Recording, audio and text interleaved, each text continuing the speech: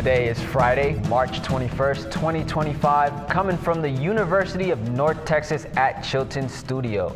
We've got a lot to discuss. Let's get into business as usual. Good evening, I'm Evanson Franklove. To start things off, we need to discuss the student debt crisis. On Thursday, President Donald Trump signed an executive order to attempt to dismantle the Department of Education. While congressional approval is still needed to be able to shut the department down, many experts worry that the debt system moving from one department to another could cause disaster. Jessica Thompson, Senior VP at the Institute for College Access and Success, says there's no serious plan in place for this overhaul and student loan portfolios if transferred to another department. Republicans have been vocal about their goal of getting loans for college through private companies, with the federal government working in hand as a guarantor to backstop debt. Last night, a large fire occurred near the London Heathrow Airport. The fire was at the North Clyde electricity substation and caused a massive power outage at the airport, causing over 1,300 flights to be canceled and arrivals to be rerouted. More than 200,000 passengers were affected. Thankfully, there were no injuries. Unfortunately, airline business operations have been impacted, not to mention a separate backup power for the airport could cost nearly $65 million. Authorities believe there is no foul play, but the national impact of the fire leaves room for further questions. London's Heathrow Airport isn't the only thing under fire this week. Tesla took another blow yesterday when the National Highway Traffic Safety Administration recalled tens of thousands of Cybertrucks. Those with vehicles manufactured from November 2023 to February 2025 have been warned that the exterior panels have a chance of detaching while the vehicle is in motion, which can cause a dangerous road hazard. This is the 8th recall for the Cybertruck. Others include issues related to the windshield wipers, display screen, inverter, pedals, and more. Tesla has been the target of protesters within the past month, as well as Elon Musk has been involved in the government. Charging stations, showrooms, and individual vehicles have been set fire, spray painted, or attacked in other ways. The effects haven't only been physical. Tesla stock has dropped 42% in this year alone and just clocked its 9th straight week of loss. All right, so we're talking stock market now. This week closes on a high note, breaking the 4-week streak of loss. After a weak start on Monday and Tuesday, the Fed announced rates will be unchanged on Wednesday, and the market reacted positively. Nike went down 5%, which was the worst performer among Dow industrial components after a projected sharper decline in fourth quarter revenue. Boeing rose 3% after the president signed a contract for them to build the U.S. Air Force most sophisticated fighter jet. Trump chose Boeing over Lockheed Martin, which forced their stock to fall almost 6%. Seth Wickman is in the studio with an expert to give a better perspective. Seth? Thank you, Evanson, and I am joined here again by Dr. Mark Evers. Thank you for joining me once again. How are you doing today? I'm doing great. Thanks for having me again, Seth. Of course, no problem. So last time we talked, the market closed and it was a week of loss, and the week following was also a week of loss. And then this week was a little different. It broke that streak, that 4-week streak of loss. Talk to me about that and like where the trader's mindset should be at right now. Yeah, I think last week we saw something very important happen, and that's the first couple of days of the trading were pretty low, and then we had a day where it was almost, it felt like the market might have flushed out some of the negativity, and after that we started to see recovery. And then this week we opened a little bit soft again on Monday and Tuesday, but we rallied on Wednesday and Thursday, and then today was pretty much an even day, even though it was up just slightly. It was pretty much a break-even day. And a lot of that's in response to not just what the Federal Reserve decision was, but in the language that they used and in the guidance that they offered. If you remember last time we talked, the market's forward-looking. So one of the things the stock market doesn't like is uncertainty. And a lot of the tariff stuff that the Trump administration has been proposing has created a lot of uncertainty in investors' minds and where not just the market itself is going, but also individual companies within the market. And I know we talked before about different companies getting affected differently by the tariffs. And so I know we'd mentioned that Tesla is one of those companies where they're suffering both from some political fallout from Elon Musk and his positions on things and the Democrat Party against him. So you have some of that working, but then you also have the actual business itself will be affected by the tariffs because they get some of their materials from different sources. So, and things like steel going into the manufacturing of the car, and really the manufacturing industry as a whole, the auto industry could definitely be impacted by steel tariffs until we get to a point in this country where some of the steel manufacturing comes back and offsets that, because competition at some point will not allow those prices to continue to be raised, because prices signal to producers to make more of something. And then as more production comes online, supply catches up to the demand, and then prices come back down. So at some point, yeah, we may have a 25% tariff on steel from China or Mexico or wherever it's from. That could be replaced by steel from another country or even within the United States. So. Okay. And you mentioned it a little bit about how the Fed announced or talked to the public, and he announced that rates will be unchanged. Talk to me about that a little bit, and how that kind of affected the market. Yeah, so the market's definitely been impacted by the Federal Reserve and the direction the Federal Reserve has been going. Generally speaking, as rates lower, that's a good sign for the stock market. The stock market likes lower interest rates, because lower interest rates means that it's cheaper for companies to borrow money. And then companies can use that borrowed money to make more investments in their companies so that they can grow. We want growth. And so the Fed announced this week that they left rates unchanged. And it looks like they're gonna probably lower rates maybe a quarter to 0.5% for the remainder of 2025. The original guidance from last year suggested that we might have seen an entire full 1-point rate cut this year, probably over a series of 4 cuts, but now it's looking more like it's only going to be 2. And then next year, we're looking at some of the language that came out on Wednesday suggests that maybe another 0.5 point in 2026 will get lowered. So right now, the Fed funds rate is between 4.25% and 4.5%. That's the interest rate that banks charge each other to borrow money overnight. So if you have a savings account, like in a high yield savings account or a money market mutual fund, that savings, that interest that you get on that account is essentially as close as you're going to get as an owner or an investor to the Fed funds rate. So that's good for people that have short-term savings. You actually get interest on your cash. So right now it's 4.25, and then as they lower rates, then that's going to come down. So and then that interest rate affects the rest of the yield curve. So longer-term interest rates on things like auto loans, which typically are 5, 6, or 7 years long. And then it can also affect mortgage rates, which tend to be 15 or 20 or even 30 years long. And then that filters into the economy, right? And so if it's cheaper for you to borrow money to go buy a car, you're more likely to do it, right? If interest rates are super high, it's going to make that car more expensive, so you're much less likely to go buy that car. And so that's why interest rates affect the economy like they do. And so the market tends to like lower rates, and right now the Fed is in the mood to lower rates. But with the Trump tariffs that have been announced, it's caused the Federal Reserve to say, hey, wait a minute, we don't think we're going to cut rates as much because we see inflation headwinds coming back. Now, we got some good news, though, this week. I mean, it looks like inflation is continuing to maintain itself, and it looks like it might even be reduced even more. I saw some data that came out this weekend.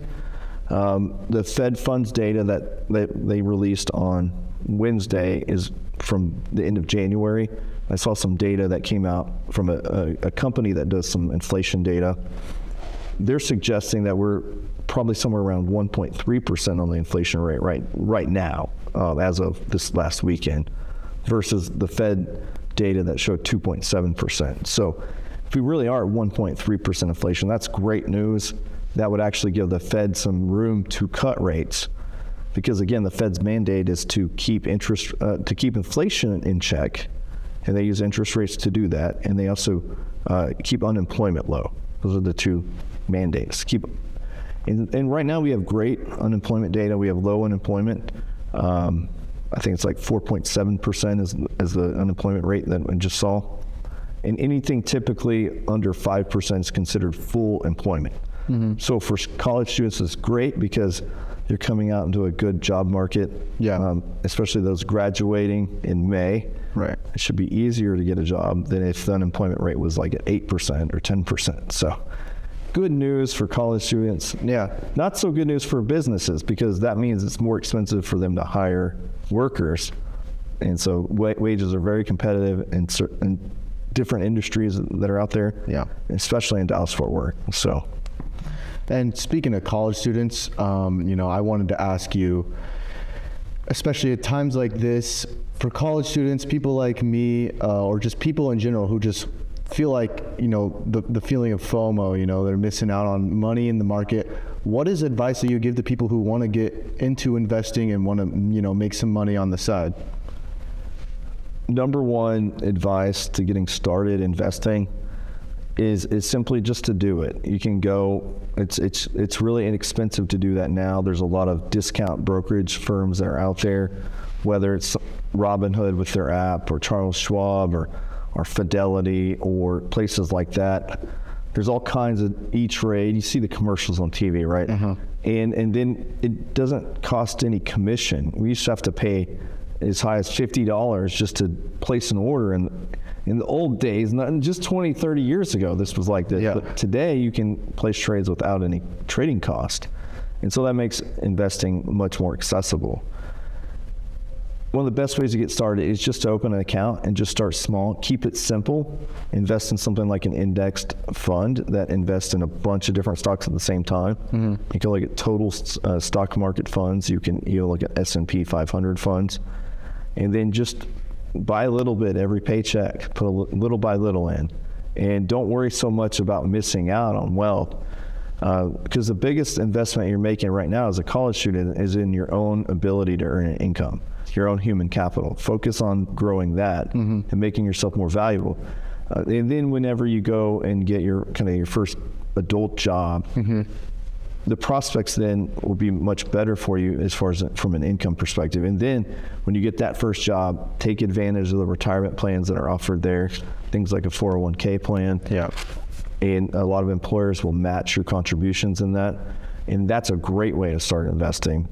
And it comes out of your paycheck before you get it, before it hits the bank account, so you don't have to worry about spending it. Mm-hmm. I like to say in class that we all have a red-faced child inside of us. The kid at the grocery store that's crying because they don't get candy. Yeah. Well, that child inside of all of us, the toys just change as the older we get, right? Right. We go to Cabela's and it's a boat, and instead of a Matchbox car, it's an actual real car, right? Yeah. And so we all have that child. The best way to start investing is to trick that child.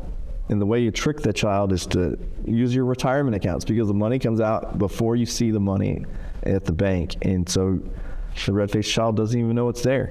Right. And then one day, when you get older and you don't want to work anymore, there's a resource there for you to pull out of. And at some point, once your retirement accounts, the returns that you get from the investments in there, once those returns are more than you get from your work, income-wise, then you don't have to work anymore. Right. It's just that simple.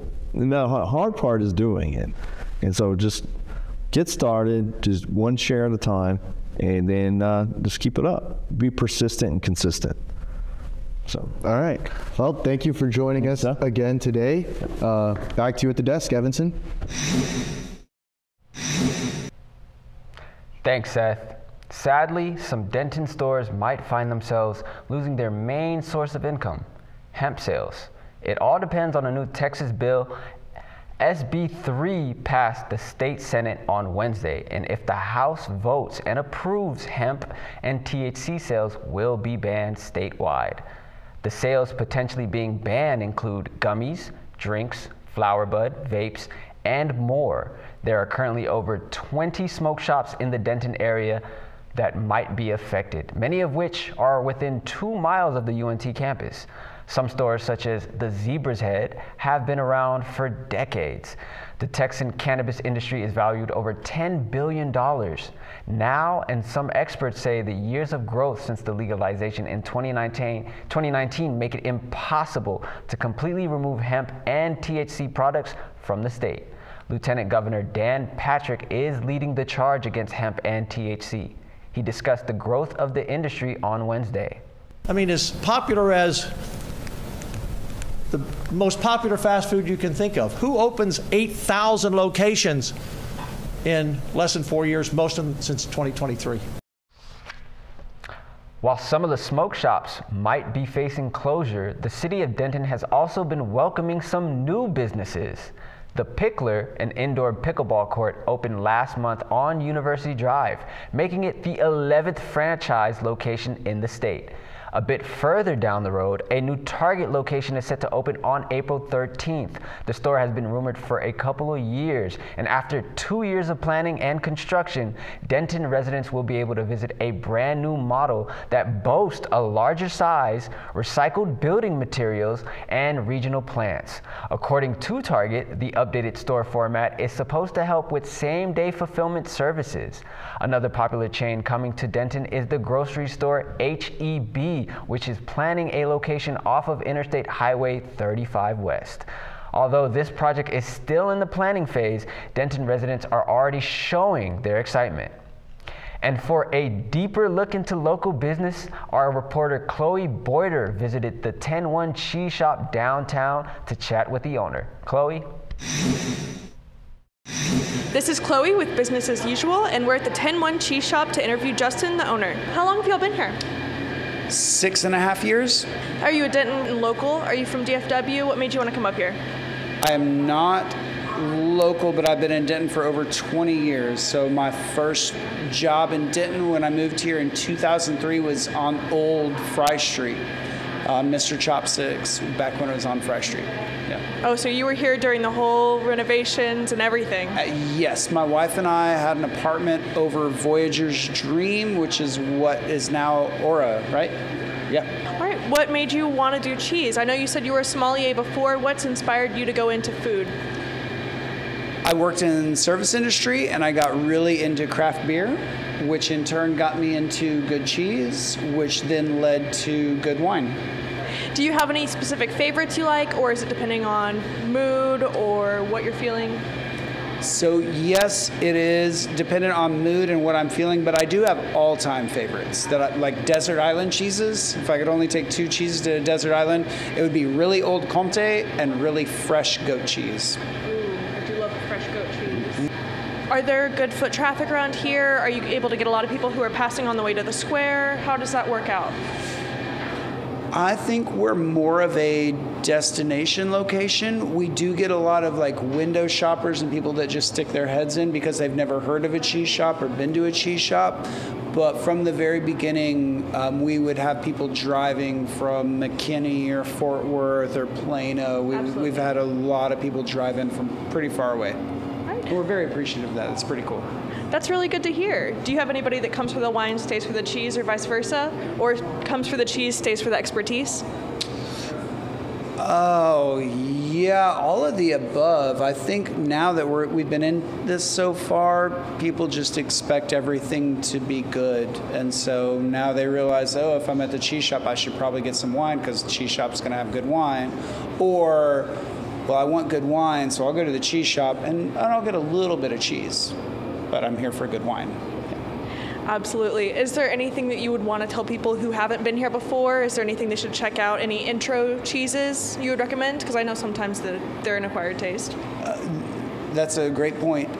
So there are always the most popular things that we carry, and they may change a little bit seasonally, but don't hesitate to ask what's the most popular things right now. Also ask what we, myself and the staff, are into. That's always a great question. And just as it would be with any sort of bartender, server, restaurant, like, what is it that you like, right? You know more about this than me, so what do you like? That's a great question to start with. Things that I would like people to know, we're a little bit different from most cheese shops because we actually have tables and you can sit down. So we do make cheese boards and we do a lot of cool stuff. We make our own nuts and we make our own pickles and jams and mustards. We get our French bread every day from the local bakery. We walk to the bakery every day. Oh, Ravelin? Yep. Wow. So we do that every day. But all that considered, we're not a restaurant. We're still a cheese shop. So there's not going to be a Diet Coke or a side salad or an iced tea. Like you came to the cheese shop. What did you come to the cheese shop for? Did you come to the cheese shop to buy cheese and take it home? Or did you come to the cheese shop to sit down and eat a cheese board? That's kind of the two avenues. But yeah, we're not going to wait on you and make you pasta and bring you a cup of soup and because there's a million other places that do that, right? Go there for that. Come here for cheese and wine. Okay. Do y'all do events or anything that's like drawing in people? We do tons of events. So upcoming this Sunday, I'm at Eastside doing a beer and cheese event because I'm a Cicerone and I've been doing beer and cheese events for a long, long time. So I'm doing a beer and cheese pairing this Sunday. I do a lot of wine tastings. I do a lot of cheese tastings. I do a lot of wine and cheese pairings. Actually, this weekend, Friday, Saturday, here in the shop, we're doing a la carte wine and cheese pairings, which is a really cool concept where rather than buy a big, expensive ticket for, maybe things that you personally know you don't like you don't like blue cheese, right, or whatever it might be. Right. It's a la carte, so you can order pairing number 1 and 3 and 5, or 2, 3, 4, or 2, 3, 4, 5, 6. Right. You can do whatever you want, and you order it a la carte, and that's a really cool concept. So we have a lot of fun with that. That sounds really cool. I also like to hear that you're going around the community with Eastside and stuff like that. That's really interesting. Yeah. Anyways, well, thank you so much for talking to us. I hope that all your events go well. We'll keep up the hopefully, good work. Yeah. Hopefully we'll see you soon. Okay, come on by anytime. All right, well, thank you. My pleasure, Clay. Cheers. Thanks. Thanks, Chloe. Now, so today, that's all of our topics. Tune in 2 weeks for our next show. Thanks for watching. Business as usual.